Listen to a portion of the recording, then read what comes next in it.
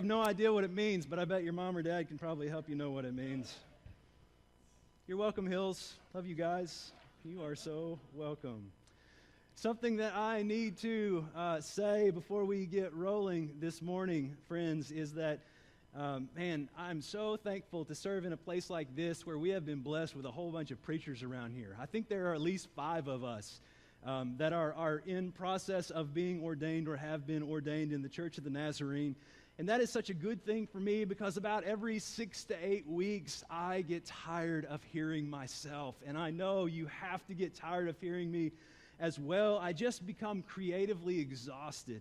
Feels like I'm beating my head up against my computers I'm trying to prepare to preach. And so I have the privilege of having a staff of folk around me that I can share with. And I'm so grateful for that. Jake, thanks for a great message last week. And thanks for being willing to add the hat of preacher to all the other hats and roles and responsibilities that you are tending to these days. So today, for the 10th time this summer, we are diving into the book of James. Does it feel like we've been talking about James for 10 weeks? Yeah, for some of you, yeah. For some of you, not long enough. All right. Well, I hope you're not tired because we have another 6 weeks to go. Still another 6 weeks. So I did this last year, too. We did it with Philippians, and I call it our summer series, but it runs into the fall. So I think I'm going to change it to our hurricane season series next year, the 2022 hurricane season series. That way I have all the way until the end of November to finish up my series. So while I would love to take credit for intentionally gifting Jake with a non-warm and fuzzy text to preach from last week, the reality is he was simply at the mercy of the schedule. And I, too, am at the mercy of the schedule this morning because the next bite-sized portion of text in James is just a continuation of the section that Jake started last week at the beginning of chapter 4. Who doesn't like to be called an adulterer, right? You adulterers. What a great way to start a text.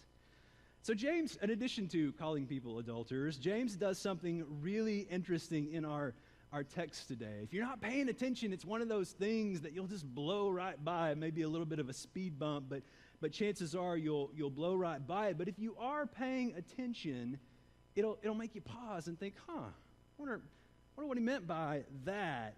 And the curious thing that James does is this. He repeats himself. He repeats himself. He doesn't do it in a subtle, maybe some people will understand it this way and some people will understand it this way kind of way. He literally just repeats himself. In verse 4, he out and out says, I'm going to say to you again what I just said to you. Like he said, literal almost repetition. If you are the parent of young people this morning, I bet you've repeated yourself recently. Maybe even today, multiple times, maybe even today, you have found yourself repeating yourself. A couple of weeks ago, we showed a back-to-school video which had both our students and teachers in it. We have a really good number of teachers around here. I bet those of you that work in the school system, I bet you have repeated yourself over the past week and a half since school started several times. Several times. As a student ministry pastor, one of the things that drove me bananas was having to answer the same question over and over again. There were lots of areas within student ministry that I probably could have grown a bit in and done a little bit better in. But one of the things that I feel like I was pretty decent at was planning trips, mission trips in particular. I would spend weeks planning these trips, and one of the most intricate parts of that planning process was the scheduling aspect of it. At the beginning of every trip, one of the first things that I would do is I would give schedules to both students and teachers so everybody knew. It was no secret what we were doing and when we were going to do it. But without fail, literally a bazillion times on every single trip, I would get questioned about our plans, right? Are we there yet? When are we going to eat? What are we doing today? What are we doing tomorrow? Are we there yet? When are we going to eat? All the time. Now, most of the time, now this is from my perspective, most of the time on the surface, I think I did okay with handling those questions in kind of a graceful way. But there was this ugly monster on the inside of me that wanted to duct tape teenagers to chairs until they had memorized the schedule, right? I just wanted to look at this. I don't know. In retrospect, I guess I'm fortunate that I didn't totally lose my mind through those 20 or so years. But maybe I did, and I'm just living an illusion. You're going to have to decide that one for yourselves this morning. So in our text today, James doesn't repeat himself because someone has asked him a question that he's already given the answer to. And neither does he repeat himself because he just absent-mindedly forgot that he had already said what he was just about to say again. Friends, he repeats himself because he is deeply convinced that the point that he is making is of absolute and critical importance. It's so important. As I was pondering that idea this week, a clip from one of my favorite movies came to mind, a movie called A Few Good Men. Tom Cruise, Jack Nicholson. Tom Cruise is a young Navy attorney, and Jack Nicholson's on the stand, and this particular scene, Jack Nicholson has been talking about orders and following orders and those kinds of things, and when he finishes what he's saying, he says to Tom Cruise, he says, "Are we clear?" And Tom Cruise says, "Yes, sir." And then Jack Nicholson says, "Are we clear?" in the best Jack Nicholson voice that he can do.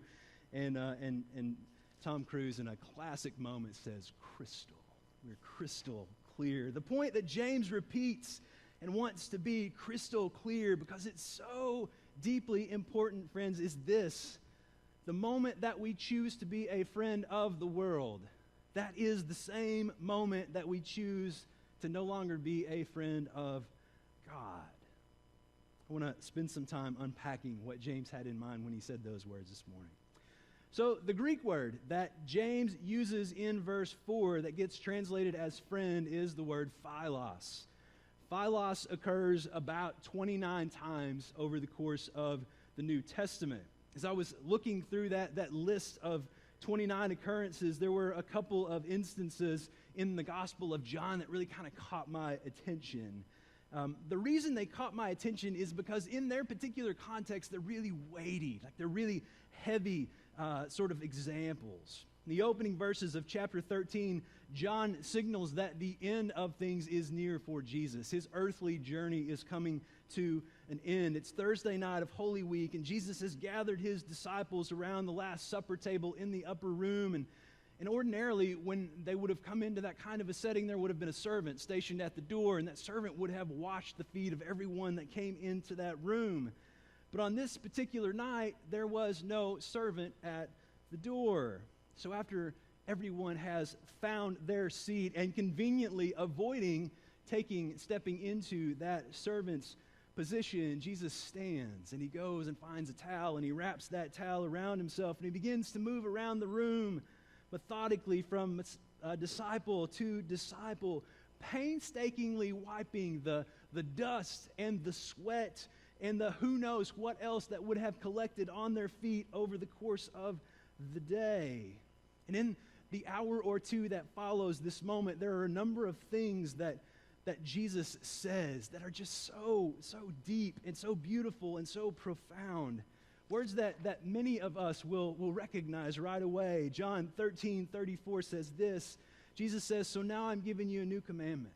Love each other. Just as I have loved you, you should love each other." In John 14:1, Jesus says, "Don't let your hearts be troubled. Trust in God. Trust also in me." I heard those words read this week at Carolyn's dad's funeral on Thursday. Made me think of this. John 14:6, Jesus says, "I am the way, the truth, and the life. No one can come to the Father except through me." In John 14:27, Jesus says, "I am leaving you with a gift, peace of mind and heart. And the peace I give is a gift the world cannot give, so do not be troubled or afraid." Friends, there are plenty more verses that we could add to that list through the first part of chapter 15, but it's particularly verses 12 and 13 that specifically connect to our conversation today, and that's because those verses contain the word philos. In verses 12 and 13, John recalls Jesus speaking these words. "This is my commandment. Love each other in the same way I have loved you. There is no greater love than to lay one's life down for one's philos or friends." There is no greater love that we can have for our friends than to be willing to lay our own lives down for them.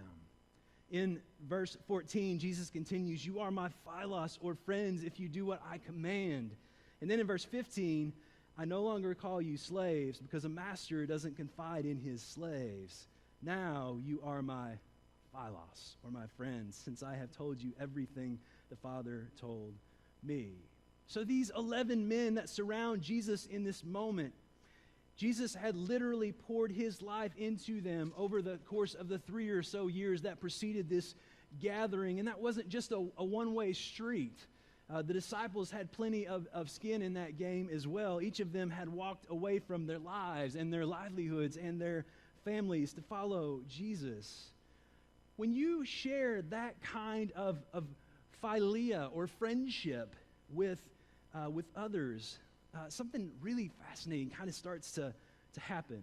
Without any kind of even making a purposeful choice, one of the fascinating things that happens is you begin to say some of the same kinds of things with the people that you do life with. Surely you have been in a moment before where you've had that realization. You've been with people and you realize, I say some of the same kinds of things that person says. During my seminary years, when Stacy and I lived in Kansas City, we spent just about every weekend of those 3 or 4 years with our good friends Jason and Kelly. Jason is David Hayes' son, and David and I wouldn't share the connection we do had Jason and I not been the friends that we were back in those days. But Jason and Kelly lived way over on the Kansas side of Kansas City, and Stacy and I lived way over on the Missouri side of Kansas City, and there was about a 30 to 45-minute commute, depending on traffic, between us. But that didn't stop us from making that drive at least once, and lots of times twice, every single weekend.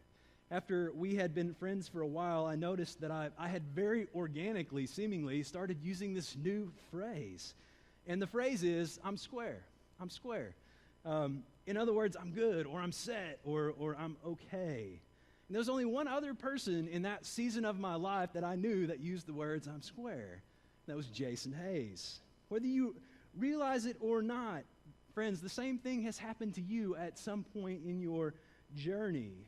Someone that's become a close philos or friend to you has rubbed off on you and affected the way that you speak and even the words that you choose to use or put into your vocabulary.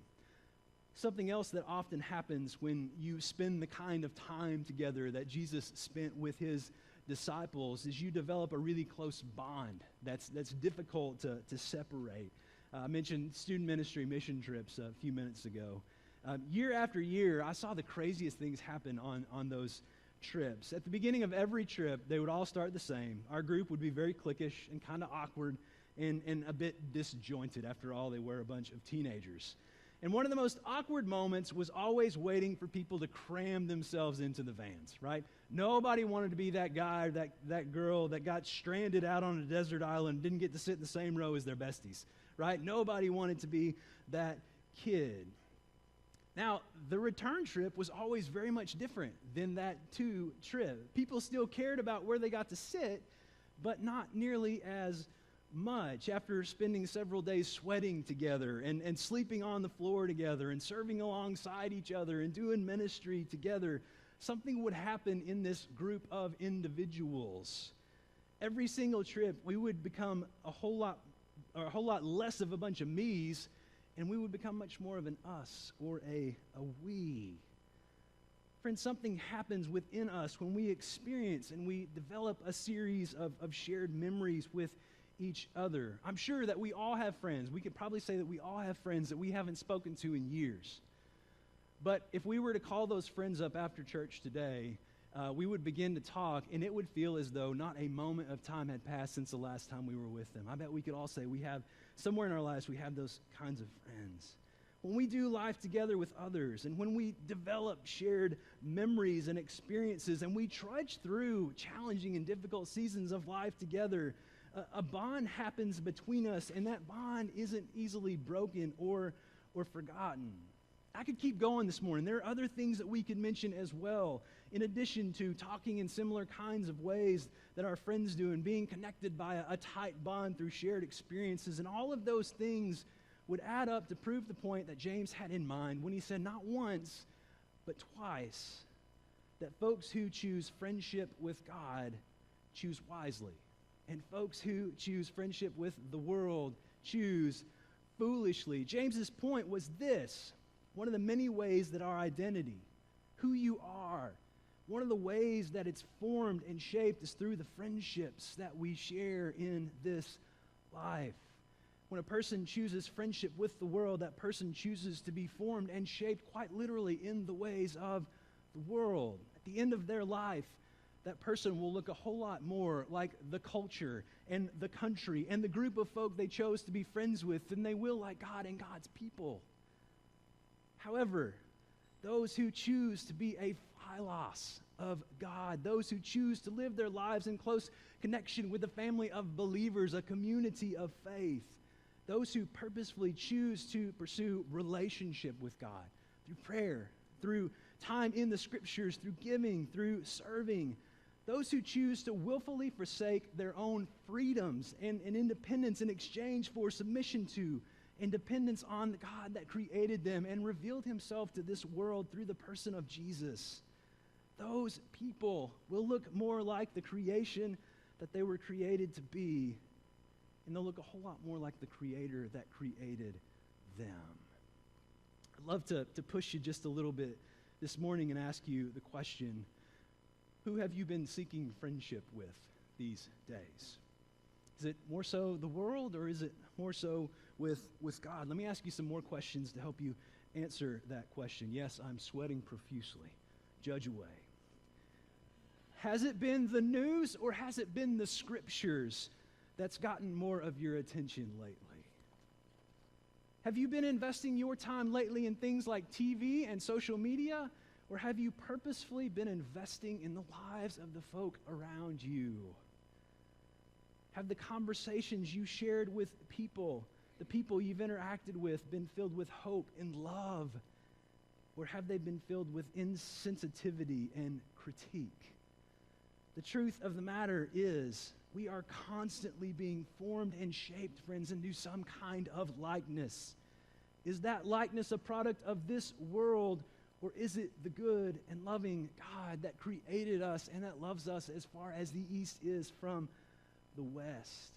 If it is the former and not the latter, can I just encourage you that there is not a better day in your life than today to make a change? Today is a fantastic day to change some things up. There's a second aspect to what James says about friendship in our text that I would love for us to unpack for a minute. And this time, as opposed to being something that James intends to say, it's actually something that James doesn't say. I don't know about you, but when I encounter intense phrases in the Scriptures like enemy of God, a sort of natural reaction that I tend to have is I want to run. Like, I just want to run in the opposite direction of whatever is connected with that phrase. Talking about that idea brings to mind one of my favorite movies, and no, Jake, it's not The Sandlot. It's a film that's just a little bit more theologically deep, and that, of course, is Forrest Gump. There are several scenes within Forrest Gump where Forrest's lifelong love, Jenny, tells Forrest to run away. She says, "Run away, Forrest, run away." She does it for the first time when they're just kids, and Forrest has got these big, bulky braces on his legs, and these mean old boys pull up on their bikes and throw rocks at him. It's a terrible scene. And then Jenny says to Forrest, "Just run away, Forrest, run away." And so he does, and this is the scene where his braces have already miraculously busted off of his legs. But in that scene, the phrase I want you to get is she says to Forrest to run away. And then later there's another scene where they connect, and she tells Jenny that he's going to Vietnam. And Jenny says to Forrest, "Forrest, if you get into trouble, just run away. Run away." When I encounter phrases in the Scriptures like enemy of God, I can't help but hear this tiny voice in the back of my head that says, "Run, Josh, run. Just run away." And I don't know about you, but to me, the idea of being an enemy of God is a scary one. Like, nobody wants to be an enemy of God. Bad things happen to those kinds of people. Just read the Old Testament. It gets really ugly and gruesome. Bad things happen, like rated R kind of stuff. That's all I'm going to say.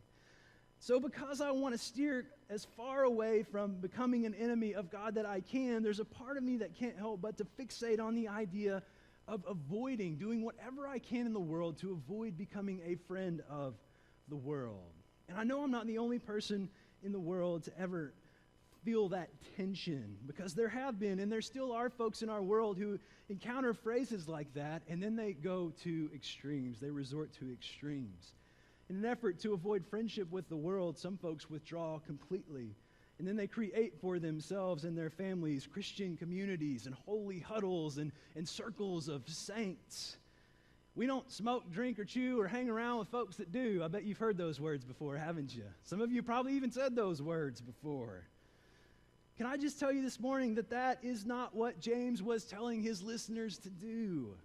He wasn't telling them to band together and to acquire a piece of property as far off in the middle of nowhere as they could find and go hide out there. And neither is that what we should understand this text to mean for us today. We don't have time to dig into all of the ways that we can know that, but I do want to talk about one of them. In the middle of Mark chapter 2, Jesus is in Capernaum, and he's traveling from one teaching location to another. And along the way, he comes across a tax collector's booth that's being worked by, of all people, a tax collector. Couldn't have guessed that one, could you? The tax collector's birth name is Levi, but we don't know him as Levi. We know him as Matthew. Later, he ends up writing the first gospel in the New Testament. At the end of Mark 2:14, Jesus says to Matthew, "Follow me and be my disciple." And according to Mark, in that moment, that's exactly what Matthew chooses to do. He drops what he's doing and he begins to follow and do life with and pursue friendship with Jesus. And the next verse says, later, Levi or Matthew invited Jesus and his disciples to his home as dinner guests, along with many tax collectors and disreputable sinners. I love that word, disreputable.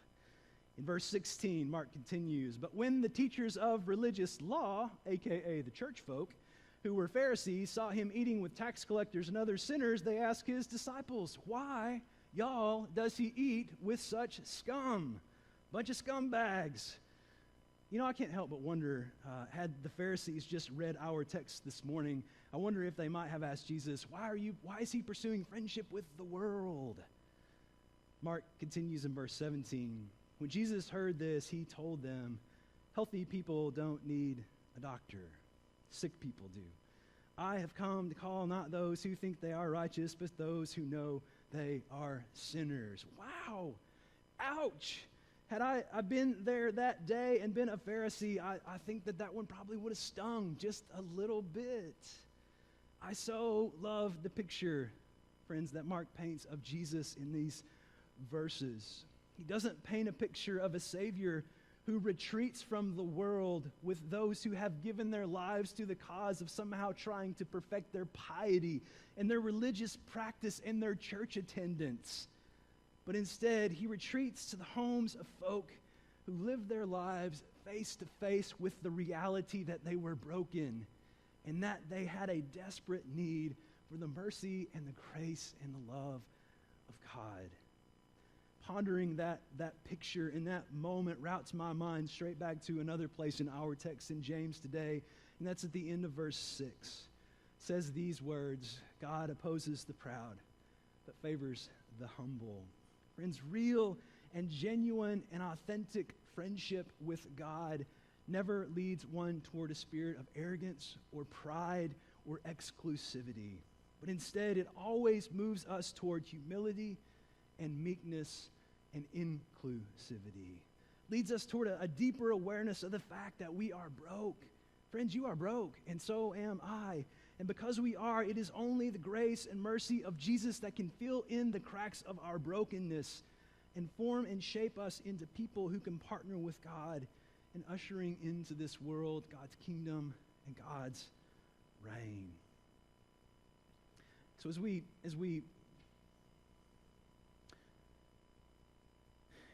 move in the direction of wrapping up this morning, there's one last phrase that I'd love to point out for us. It's at the beginning of verse 6.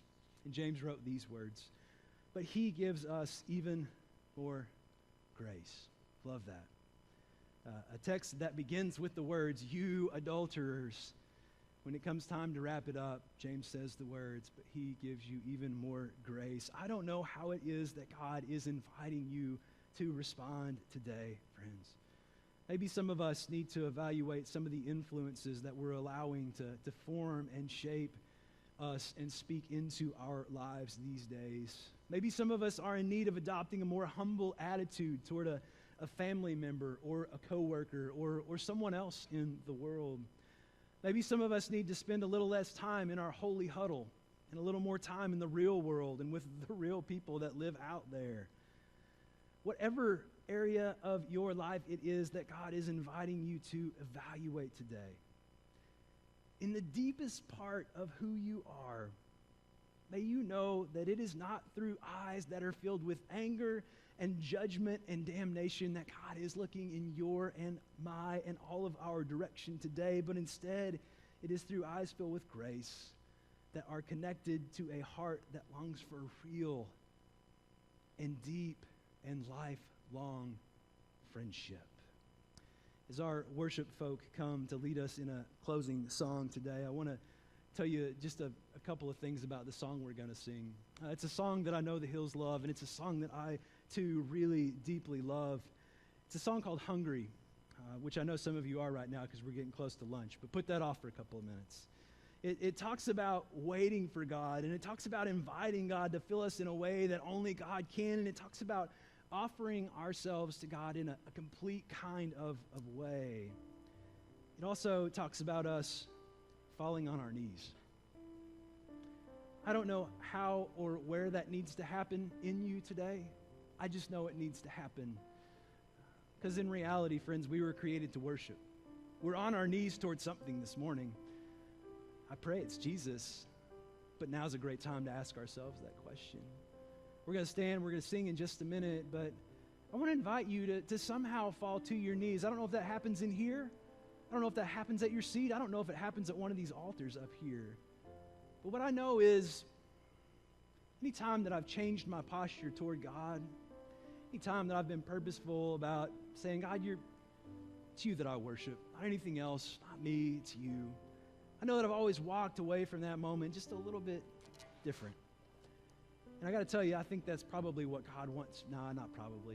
It's something that God wants for all of us today. He wants us to walk away from this moment just a little bit differently. So would you stand? And as we sing, would you find a way? Would you find a way to move to your knees, whether it's in your heart or at your seat or at an altar? Move closer to God, friends.